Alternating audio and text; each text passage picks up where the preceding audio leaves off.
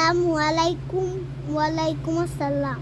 তোমরা বাসি পরীক্ষার দিন তোমরা বোমা মেশিন চালাতে হবে, তোমরা সব পানি দিয়ন, তবে আর মেঘর ঢুকে তোমরা ধরাবে না। আর তোমরা আল্লাহর কাছে লা হাওলা ওয়ালা কুওয়াতা ইল্লা বিল্লাহির রাজিম ওগু পড়লে পাঁচবার নামাজ পড়ে দোয়া করবে।